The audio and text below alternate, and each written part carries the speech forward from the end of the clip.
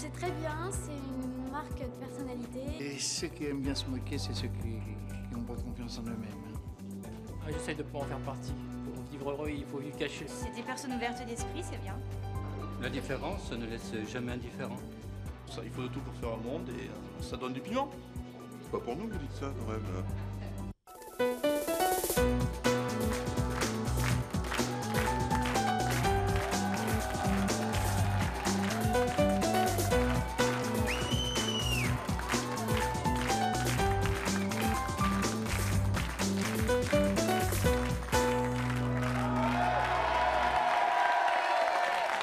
Bonjour à tous.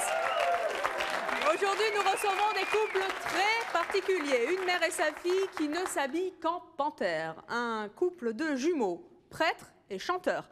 Un couple qui communique par télépathie. Un couple de bikers et un couple tatoué et percé de la tête aux pieds. Alors, quel point commun entre tous ces couples, me direz-vous? Eh bien, ils sont unis par la même passion, une passion qui les distingue. Ils se font remarquer et c'est leur choix. Et pour commencer, je vous demande donc d'accueillir très chaleureusement notre premier couple, Esmeralda et Pascaline.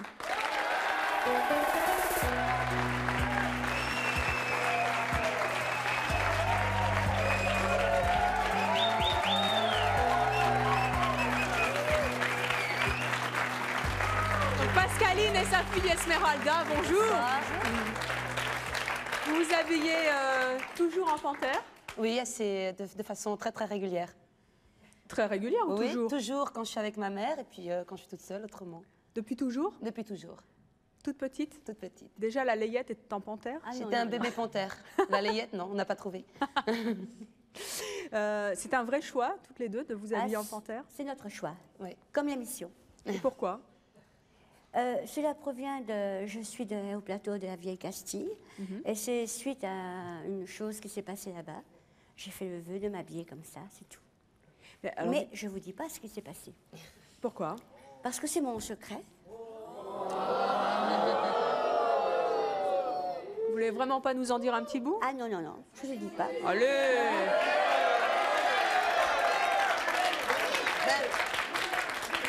Non, parce que si on le dit, ce sera plus très drôle. Donc, c'est notre petit secret, comme tout le monde a un petit secret. Alors, on va respecter votre choix. Ouais. Mais dites-nous au moins, combien vous avez de tenues panthère, hein? Pour l'hiver, 7, et pour l'été, 4 manteaux et au moins 15 robes. C'est pas mal comme garde-robe. Oui, c'est pas mal, oui. Parce qu'il faut varier la panthère. Hein. Il faut varier la panthère, il faut trouver le tissu, ce qui n'est pas toujours évident. Vous les faites fabriquer? Oui, par une couturière belge. Ah. On habite à 2 km, c'est assez facile. Vous êtes du Nord, c'est ça? Oui. Comment réagissent les gens quand ils vous croisent? Ben, il y a plusieurs regards. Hein. Il y en a qui sont amusés, il y en a qui sont perplexes, et il y en a qui aiment. Oui. Voilà. Il y en a qui et puis il y en n'aiment a pas. qui n'aiment pas, ben, évidemment, on ne peut pas plaire à tout le monde. Hein. Et vous avez déjà essuyé des remarques désobligeantes? Si j'ai déjà essayé... Oh oui. C'est-à-dire? Oui. Bah, je sais pas, on m'a insulté un peu de tout, quoi. Bon, évidemment, la prostitution, parce que c'est tellement facile, des nanas habillées en panthère, que c'est la première remarque qu'on se fait. Oui. Après, bon, quand on est allé à Moscou, on était accusé d'être agent du FBI. Je trouvais ça plutôt drôle. Hein. Vous êtes allé à Moscou en panthère? Oui, oui. Bon, oui. bah, Et puis après, passeuse de drogue. Hein. Puis plein de choses. Plein de choses. Hein. Et puis des choses très gentilles aussi. Hein. Moi, on m'a encore jamais accusé d'être secrétaire, donc je ne dois pas avoir la tête à être secrétaire. C'est-à-dire qu'une secrétaire en panthère, ça doit être curieux. Ah, moi, j'ai rien contre. Hein. J'aimerais bien d'ailleurs. Justement, de quoi viviez-vous? De quoi on vit? Et ben là, c'est toujours pareil. Alors, je vais encore essuyer un ou général. Hein. Mais si je révèle tous mes petits secrets, ben, ce sera plus drôle en fait, parce que les gens se poseront plus de questions, ils diront plus rien, et moi, je m'amuserai plus. Bah, attendez, dans ma vie. Pour avoir autant de tenues de panthère, il faut bien. Bon, aujourd'hui, vous êtes. Vous n'avez pas toujours été connu, mais vous êtes connu aujourd'hui, c'est ça? Un peu. Vous êtes connu comment? Comment je suis connue? Bah, déjà, je pense que comme on va au Festival de Cannes tous les ans, on est devenu un peu médiatique. Attendez, comment vous avez atterri au Festival de Cannes? J'avais des amis qui étaient producteurs. Moi, le cinéma, c'était ma passion. J'y vais plein de fois dans l'année. J'y vais au moins 5 fois par semaine. Et ce qui est énorme. Et puis donc, à partir de là, les producteurs que je connaissais m'ont dit, mais écoute, Esmeralda, on va t'inviter au Festival de Cannes, parce que habillée comme tu l'es, et puis t'as pas on voit la photo de vous et de votre maman au festival. Ouais. Et ben, ça va être super. Et puis alors après, bon, de fil en aiguille, moi, je suis tombée amoureuse du Festival de Cannes.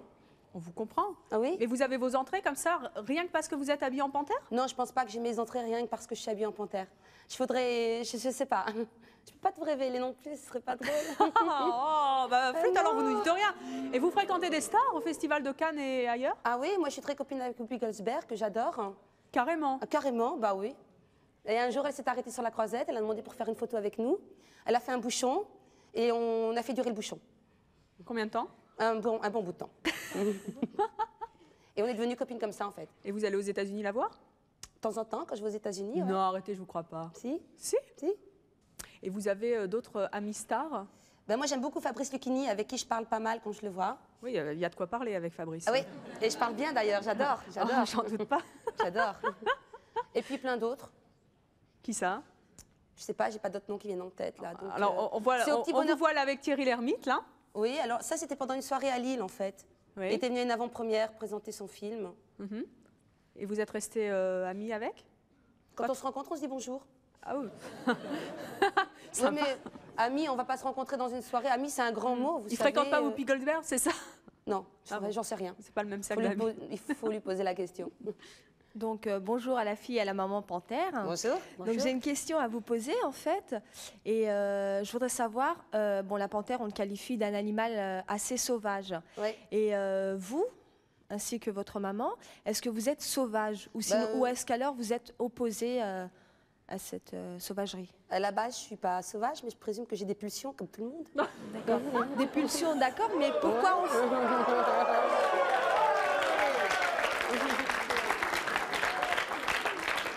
Je conçois tout à fait cela, mais en fait, pourquoi panthère?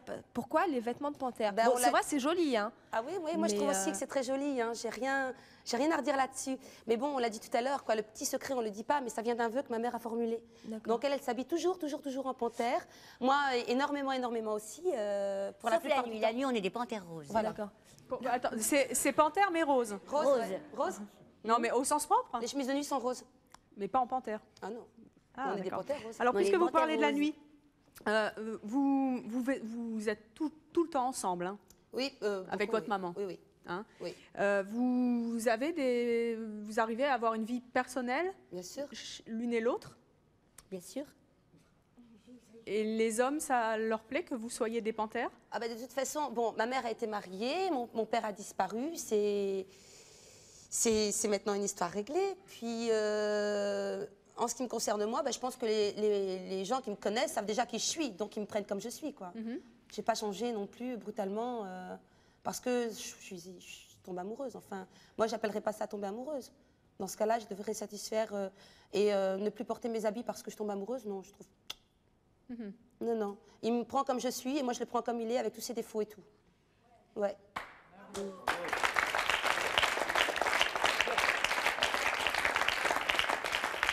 Et les hommes, justement, avec qui vous êtes, quand vous passez pas inaperçu, ils peuvent avoir des réactions des fois Bon, il y en a un, il marchait 3 mètres devant moi ou 3 mètres derrière, hein, parce que c'était quelqu'un qui voulait rester très discret.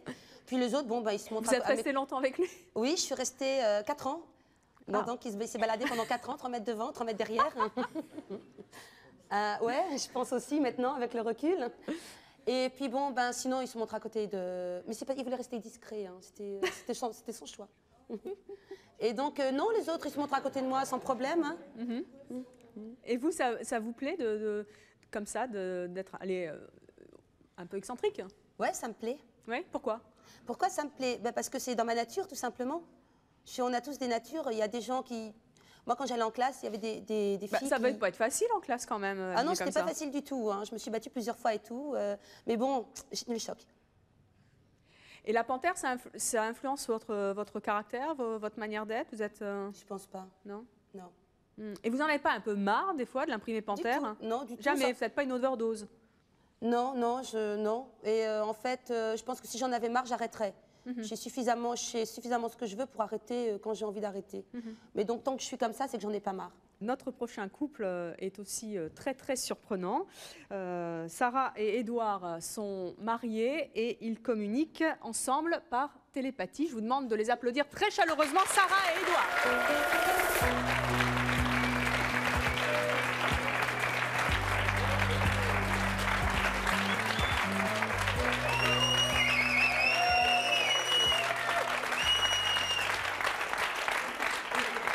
Messieurs, dames, bonjour. Bonjour. Vous avez 40 et 58 ans, respectivement. Ouais. Vous faites, vous, un spectacle de télépathie. Comment est-ce que vous en êtes arrivé à faire un tel spectacle? Moi, j'ai fait du café-théâtre pour commencer. Et un jour, on m'a demandé, bon, je vais très vite, on m'a demandé de faire une parodie d'un spectacle de télépathie. Déjà, Pierre Dac et Francis Blanche, que tout le monde connaît, vous pouvez le faire, faisaient un numéro de télépathie, tout au moins une parodie. Et donc, on nous avait demandé une soirée de... Et puis, donc, on a monté des gags complètement. On a fait les gags de Pierre Dac, de Francis Blanche. Et par exemple, je partais dans la salle et puis je demandais, Sarah, on lui avait fait bander les yeux, et je demandais quelle est la couleur du t-shirt de monsieur.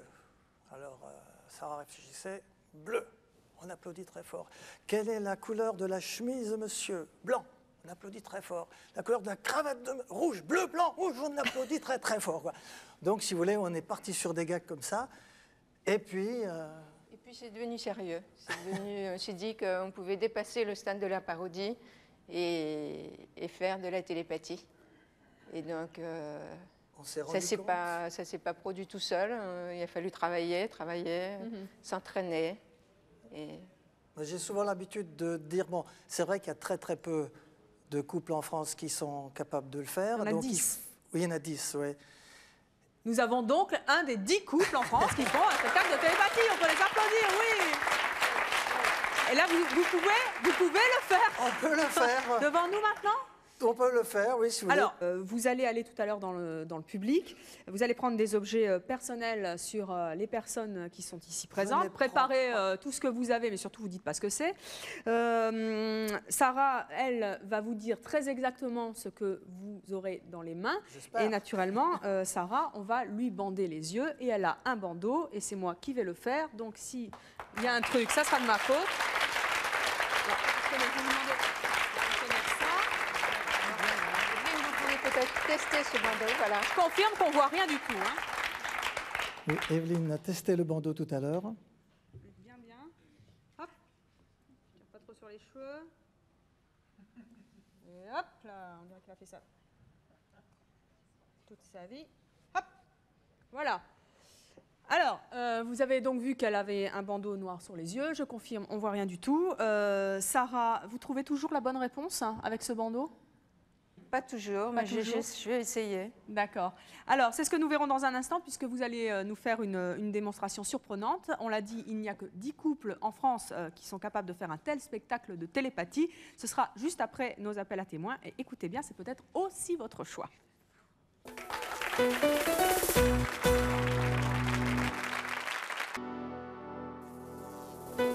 Je vous attends sur le plateau de C'est mon choix. Si vous souhaitez faire une surprise à l'élu de votre cœur, venez lui déclarer votre amour sur le plateau. Venez par exemple lui faire une demande en mariage ou lui annoncer que vous êtes enceinte. Je vous attends également si vous avez réussi à vous sortir de la drogue ou si vous avez aidé votre enfant à sortir de la drogue. Enfin, si vous avez révélé un secret de famille et que vous assumez ce choix, ou si vous avez découvert sur le tard qui étaient vos vrais parents. Contactez-nous au 01 53 84 31 11 si ce sont vos choix, que vous les assumiez ou que vous les regrettiez.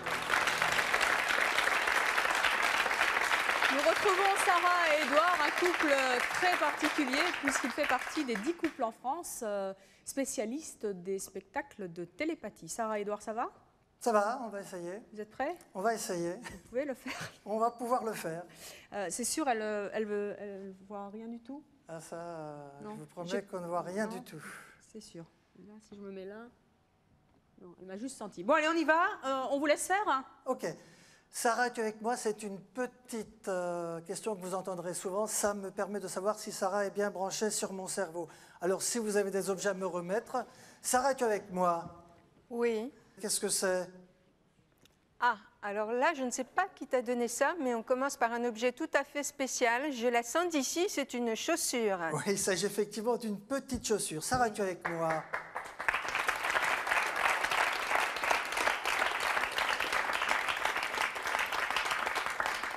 Sarah, tu es avec moi? Oui. Qu'est-ce qu'il y a à l'intérieur de la chaussure? Il y a une sorte de petite boîte. Bon, tu me reçois?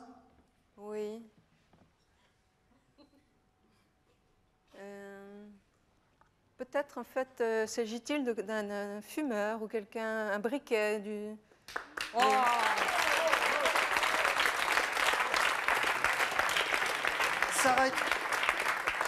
Sarah, tu es avec moi?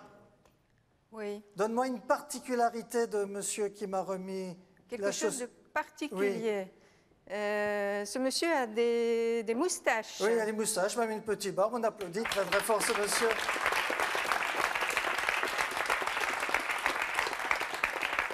Ok, tu me reçois? Non, c'est difficile, Édouard. Sarah, tu es avec moi? Oui. Ok, tu me reçois? Oui. S'il te plaît, essaye de nous donner ce que c'est. Trouve ce que c'est. Saurais-tu dire?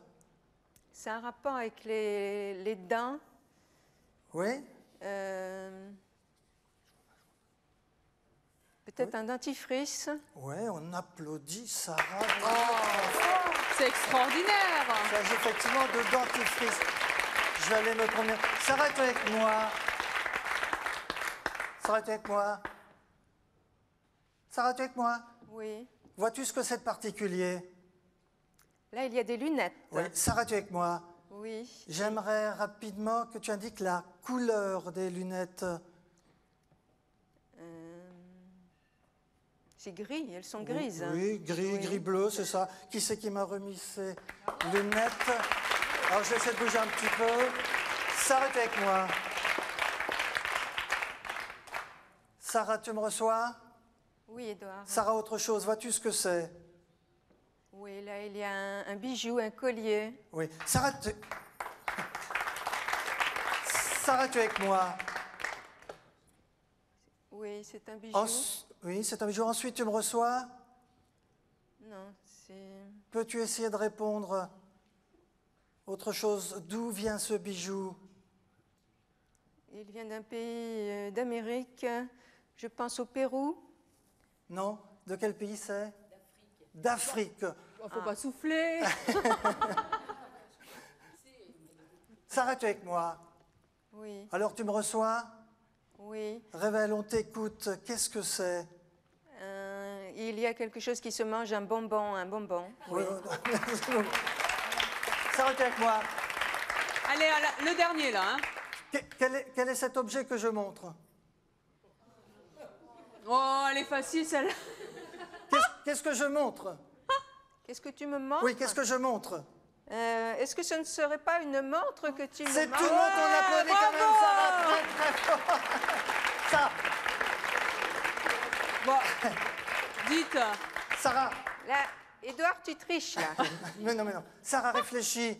Une particularité du monsieur qui est avec la dame qui a donné la montre. Un monsieur, il lui manque un petit peu de cheveux sur le caillou à ce monsieur. Excusez-moi, monsieur. Sarah, tu es avec moi?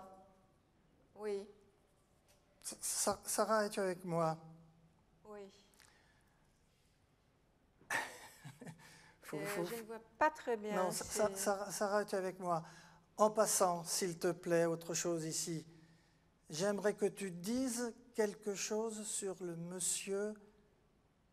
Quelque chose de spécial. Oui, sur le monsieur. Il lui manque quelque chose à ce monsieur, une main, il lui manque un doigt, je pense. Hein. Oh, bravo! Je pense qu'on peut vraiment applaudir Sarah très très fort. Bravo, Édouard, je crois que on va s'arrêter, vous nous avez convaincus là. Merci beaucoup. Enfin, sauf pour la montre. Mais c'est un gag. Allez, on les applaudit très très fort. Je confirme qu'elle ne voyait rien du tout. Hein. Là, ça va mieux. Hein. S'il y a des personnes qui veulent tester le bandeau, n'hésitez pas. Non, mais moi je l'ai fait. Je veux dire, on peut le faire passer hein, si vous voulez, mais je vous en prie, retournez vous asseoir. Alors, dites-moi, il y a un truc. Ben écoutez, c'est vrai que c'est la question qu'on nous pose tout le temps, truc ou pas truc. Je vais vous dire une petite chose avant que vous posiez les questions. Moi, je dis que s'il n'y a pas de truc, c'est formidable, mais s'il y en a, c'est encore beaucoup plus fort. C'est ce que disaient Mir et Miroska, que certains d'entre vous ont peut-être au moins connu ou entendu. Célèbre couple de... Mir est mort il y a 2 ans. Je vais dire mon chapeau en ce moment. Oui. Bonjour Marc. La télépathie, normalement, c'est l'esprit qui est utilisé. Pourquoi faut-il absolument que vous parliez? Ah, ben parce que si vous voulez entendre les questions, si Sarah veut savoir ce que je lui demande, il faut que je pose une question. Non, mais si vous communiquez avec elle par télépathie, ça devrait suffire. Bon, avec la télépathie, disons les choses bien clairement, bien nettement, incapable de passer un livre, de passer même une phrase très longue. Ça ne peut être que sur des choses simples, sur des choses précises, et ça ne peut pas être... Vous pensez, vous, que vous connaissez le truc? Non, je ne connais pas le truc, mais c'est une question que je me pose. Pourquoi faut-il absolument qu'ils aient besoin de parler? Ça, c'est quelque chose que... Vous pensez que c'est le truc? Peut-être, je ne sais pas. Oui, Je ne vais pas mettre en doute ce qu'ils font, mais... Esther, c'est peut-être dans le ton que vous mettez à lui poser la question. Oui, c'est vrai que c'est des choses... La phrase est saccadée de différentes façons. Ce sont des choses qu'on nous dit très très souvent, et je me rappellerai toujours, on a joué un jour devant Renaud le chanteur, qui pendant 1 heure après est venu discuter avec nous. Il m'a dit, Édouard, tu me promets que si je trouve la bonne solution, tu me diras oui. J'ai dit oui. C'était sa fille qui était beaucoup plus proche que lui-même. Bonjour Katia. Alors vous avez parlé tout à l'heure d'entraînement. Et vous aviez dit tous les deux qu'il vous avait fallu beaucoup d'années d'entraînement. De quel entraînement s'agit-il? En quoi est-ce que ça consiste? Bon, un coureur de 100 mètres qui veut courir très vite, il s'entraîne à courir très vite. Nous, on s'entraîne avec des objets. Tout simplement. C'est-à-dire, moi je fais une liste, et à ce moment-là, je lui transmets... Mais on s'entraîne aussi pour arriver... La télépathie, ça demande beaucoup de concentration. Donc on s'entraîne. Avec l'entraînement, on acquiert plus facilement mais il n'y a que transmission de pensée. Cet état de concentration. Est-ce que vous avez déjà essayé aussi de faire autre chose que des transmissions de pensée, développer votre don, entre guillemets, vers des déplacements d'objets, des choses comme ça? C'est une question qu'on a déjà posée, la télékinésie, ça s'appelle ainsi. Non, et je suis sûr qu'on n'y arrivera pas. Alors, donc, vous n'allez pas nous faire voler les canapés, Édouard. Dommage. Oui, dommage, non? Oh, bon. Il y a déjà 7 tornades pour faire voler les choses en ce moment. Sarah et Édouard, merci en tout cas de ce spectacle fantastique. Gisèle et François sont nos premiers invités, sont nos prochains invités. Ils ne font jamais rien sans. Ils sont venus avec elle et je vous demande de les accueillir très chaleureusement.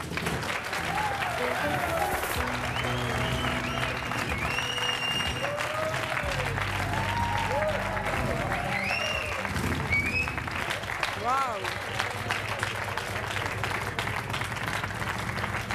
Et oui, ils sont venus avec...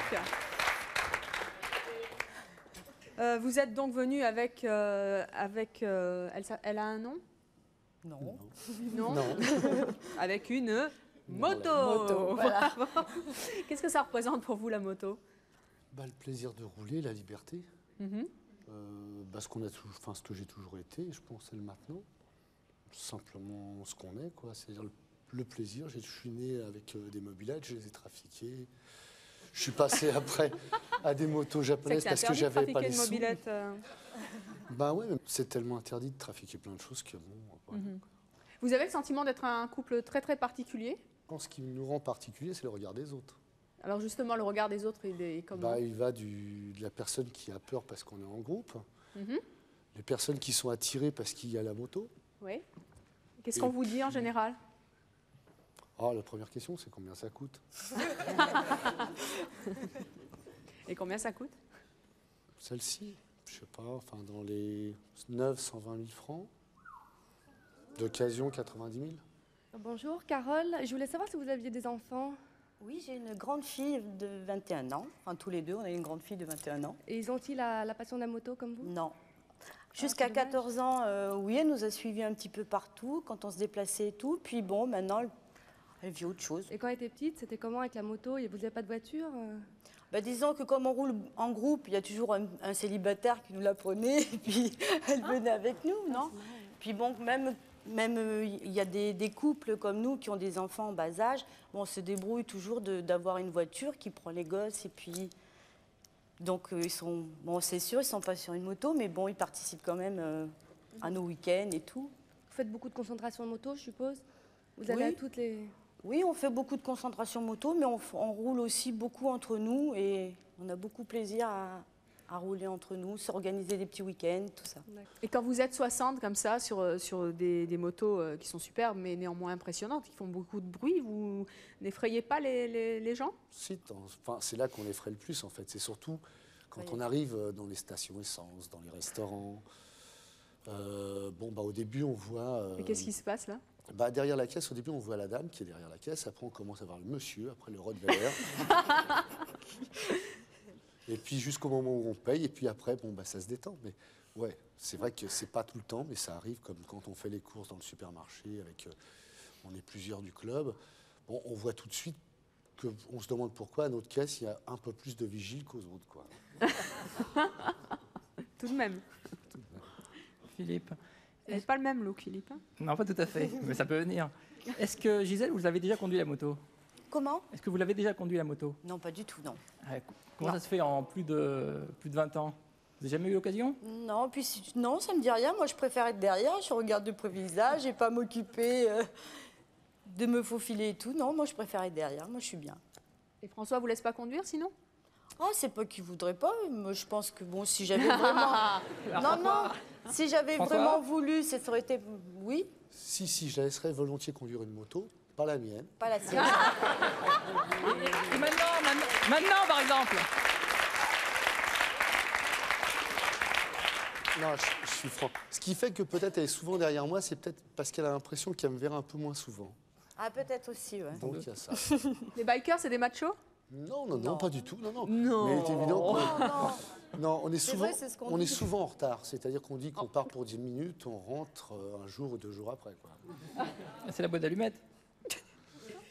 Eh bien, nous allons maintenant rester dans le look, mais sans la moto, là, cette fois. Et quel look? Je propose d'accueillir nos prochains invités, Karine et Jeannot.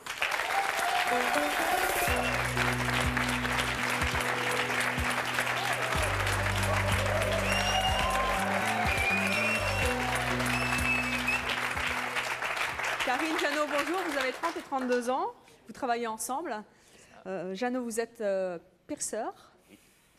Ça se voit. Et Karine, vous l'assistez. Est-ce que vous pouvez nous faire une petite visite guidée de votre corps? Visite guidée. Oui, je sais pas, je peux... Allez,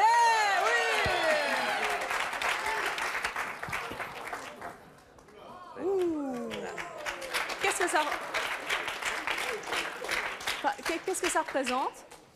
Donc c'est le thème du film Hellraiser, qui est un film que j'ai beaucoup aimé, donc oui. J'ai voulu porter ça sur moi. Voilà. Oh là là. Entre autres. Non, ça s'en va pas, vous c'est pouvez de la gratter. peau, hein. Ça s'en va pas. C'est extraordinaire, ça. Et là, en haut de l'oreille, vous avez quoi? Un petit chapeau pointu? Oui, non, des points. c'est quoi? Sans rire. Ah, ce sont des pointes. Alors, dis donc, vous n'avez pas intérêt à vous... Ah, mais vous avez les mêmes. Qu'est-ce que vous avez? Vous avez des tatouages aussi? Oui. Qu'est-ce que vous avez comme tatouage? Vous pouvez nous le les dos. montrer? Ouais, on peut les applaudir.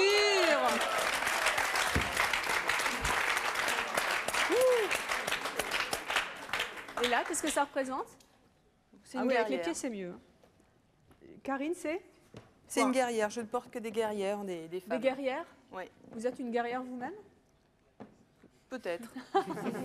Vous auriez aimé être une guerrière? Je pense, oui. Oui. Et vous en avez aussi sur les jambes? Oui. Encore une guerrière? C'est un petit peu sombre. Mais on voit bien avec le collant quand même. Hein. Et donc vous avez aussi des piercings, hein, puisque c'est aussi votre métier. Vous en avez combien? À l'heure actuelle, personnellement, 21. 21. Je les ai recomptés tout à l'heure parce que je ne me souvenais plus. Et votre oreille, c'est impressionnant, ça fait pas mal? Question qu'on m'a jamais posée, curieux. Non, c'est fait progressivement. C'est normal donc qu'on vous la pose, non? Oui, oui, c'est toujours Parce que sinon, vous ne feriez pas. C'est normal. Non, j'ai pas vraiment fait ça pour le regard des gens, quoi. Je me préoccupe pas de ce qu'on en pense, mais je le fais pas exprès pour attirer l'attention. Donc ça fait pas mal.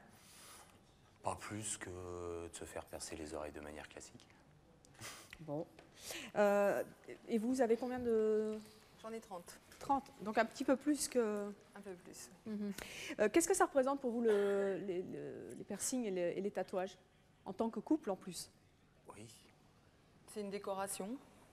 Une décoration? Oui, j'aime me décorer. J'aime qu'on me remarque aussi. Oui. Donc, de toute façon, je suis obligée d'accepter le regard des autres. Mais ça ne me dérange pas dans la mesure où c'est pas trop pesant. Et qu'est-ce que vous aimez dans le fait qu'on vous remarque? Ça vient de quand j'étais toute gamine, que j'étais de toute façon très timide. Et je ne supportais pas qu'on me regarde. Et finalement, voilà, quoi. Je me suis guérie en m'extériorisant, comme ça. Et vous étiez déjà percée tatouée avant de rencontrer Jeannot ou pas? Ça fait 15 ans qu'on est ensemble. Et on s'est rencontrés quand on avait 15 et 16 ans. Donc, de toute façon, c'était à une époque où on était punk tous les deux. Oui. Donc, vous avez commencé... On a commencé comme ça, et puis le piercing est venu il y a 5-6 ans. Et les tatouages aussi? Et tatouages juste après le piercing. Bonjour, Julie, je voudrais savoir qu'est-ce que vous répondez aux gens qui pensent que le tatouage et les piercings sont des mutilations. Enfin, personnellement, j'en ai pas et... Vous avez les oreilles percées quand même? Oui, juste, ouais, mais surtout les tatouages, moi, c'est quelque chose que... Tout ce qui est définitif comme ça. Je crois qu'il y a pire comme mutilation de toute façon. Oui, non.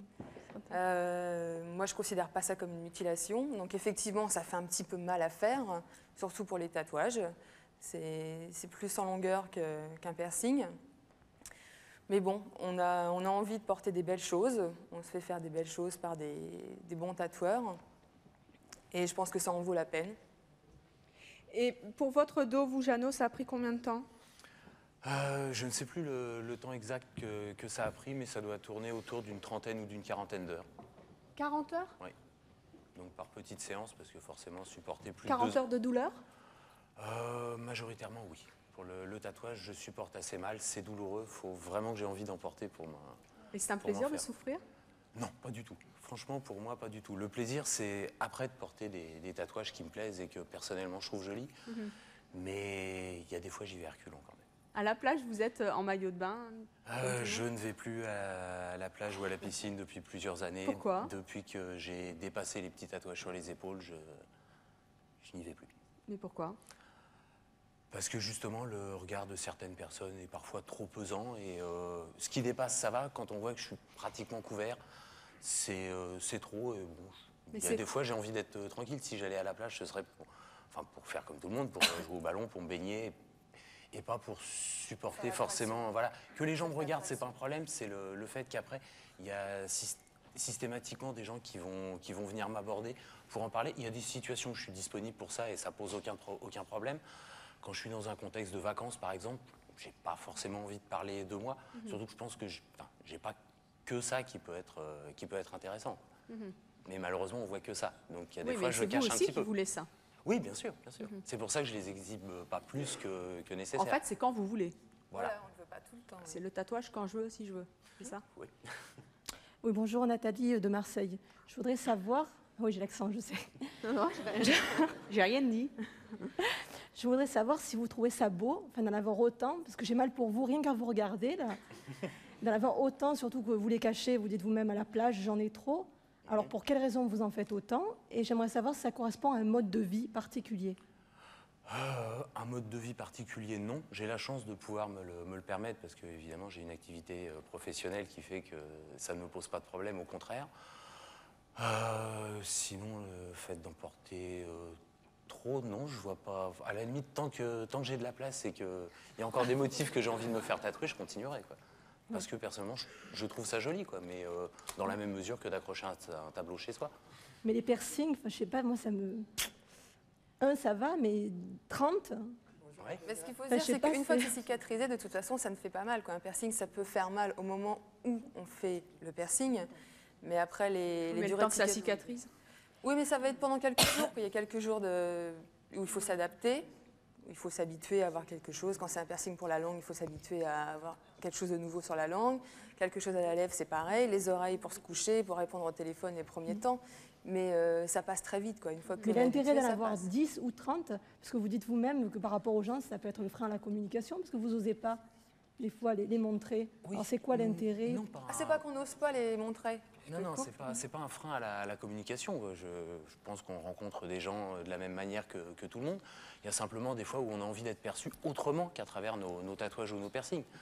Donc il y a des fois où j'ai envie de parler cinéma, parler musique, parler informatique, parler n'importe quoi, et pas forcément parler que de mes tatouages ou de mes piercings. Donc dans certains milieux, je sais que si on arrive à un repas où il y a plusieurs personnes, les gens vont systématiquement nous parler de ce sujet-là. Il y a des fois on a envie de parler un petit peu d'autre chose aussi, c'est tout. Mais sinon effectivement c'est une grande part de notre vie et... Toujours pas convaincu? Ah non, c'est pas demain que j'irai m'en faire. Je crois pas que mon copain serait d'accord, mais bon. Il y a des gens normaux.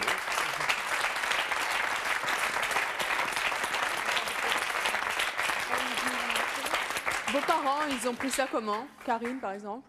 Moi, personnellement, assez mal. Assez mal? Oui.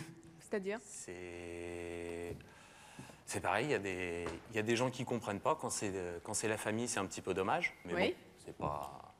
Il aura fallu quelques années pour... Qu'est-ce qu'ils vous ont dit? Pour accepter que je sois quand même un individu à peu près normal. Non, bah, ça plaisait pas, ils trouvaient ça... ridicule ou anormal. J'ai pas cherché à me justifier et ça a fini par passer, quoi. Et vous, Karine? Ils ont un petit peu mal pris aussi au début. Ce qui importe aussi pour les parents, c'est le regard des autres, justement.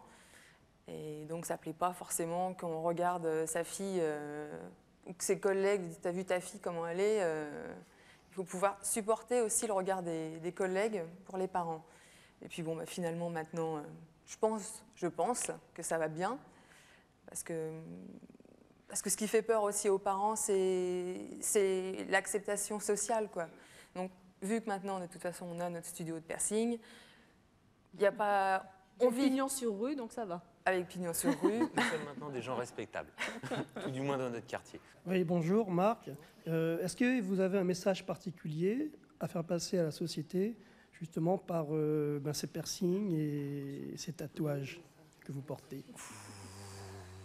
Si je devais en faire passer un, oui, ce serait de se dire que tous les gens qui sont sur le plateau, là, de toute façon, on est tous des gens normaux. Je pense qu'on se considère tous comme des gens comme tout le monde.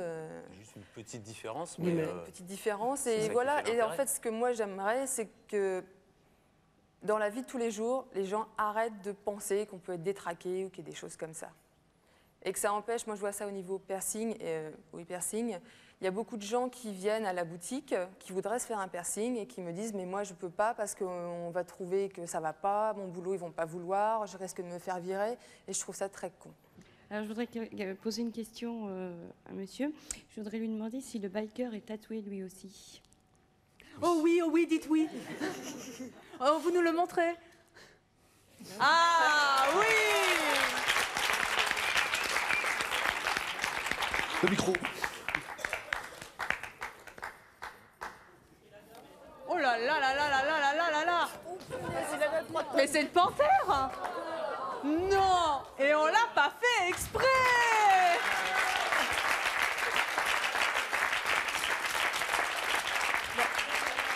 Esmeralda, c'est fantastique! Ah oui, oui. Il a pris la moitié de mon tatouage déjà. C'est fou. Moi, il est tout petit. Ah! Il est tout petit, le mien. Qu'est-ce que c'est? C'est un petit oiseau. Ah bah, bon, on l'a pas vu. Mais si. On peut le voir? Oh. Il y a quand la panthère sur le sein droit? Non, pas de panthère sur non le sein droit. Bon, pourquoi? Votre mari, on a bien, enfin, votre compagnon. Oui. Non, c'est mon mari. C'est votre mari? Oui. Depuis 22 ans.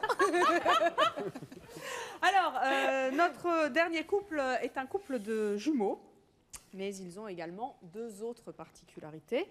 Nous allons découvrir lesquelles dans quelques instants. Je vous demande d'applaudir plutôt, puisqu'ils sont dans le public, nos deux prochains invités, Jean et Pierre.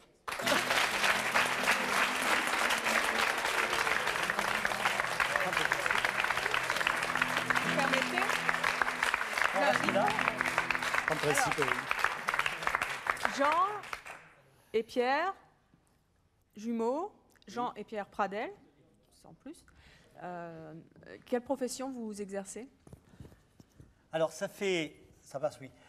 On a été ordonné prêtre en 1968, une excellente Tous les deux? année. Oui.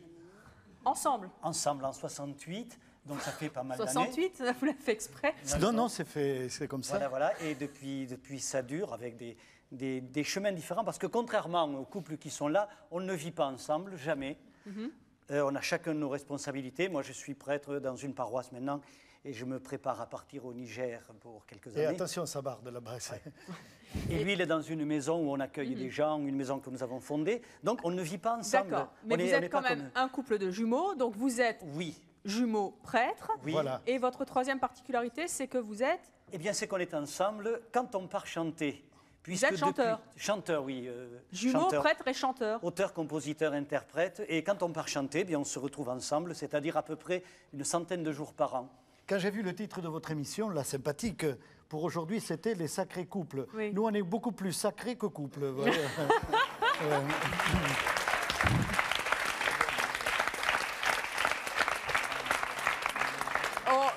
C'est vrai que j'ai beaucoup apprécié ce qu'a dit Jeannot, parce que je me retrouve tout à fait dans ce qu'il dit par rapport au respect des autres, etc. Puis comme je m'appelle Jean, je trouve qu'on est bien là.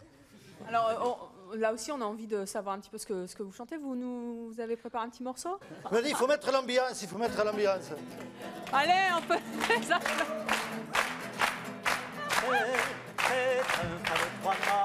Comme un oiseau, Iseo, Santillano, cuisine 400 tonneaux, je suis fier d'y être.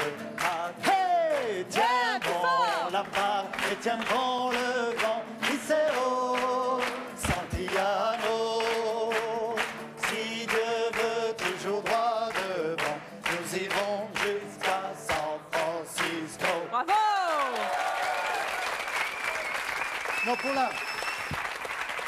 la petite histoire... On peut se déplacer, hein. Oui, Parce allez-y. que là, c'est pas commode. Pour la petite histoire, j'ai chanté Santiano avec Hugo Frey au Cirque d'hiver à Paris. C'était sensationnel. Au cirque, chanter Santiano avec Hugo Frey, on faisait les secondes voix derrière. C'était un rassemblement des scouts de France qu'ils avaient organisé. C'est super, hein, parce que... Je pars pour de longs mois en laissant Margot, Iseo, Santillano. D'y penser, j'en ai le cœur chaud, en doublant les feux de Seine. Hey, tiens bon la part et tiens bon le vent, Iseo, Santillano. Si Dieu veut toujours droit devant, nous irons jusqu'à San Francisco. Voilà, et bien merci à vous tous d'être venus sur ce plateau nous parler de votre particularité de couple. À très très bientôt. Merci à vous également d'avoir été avec nous.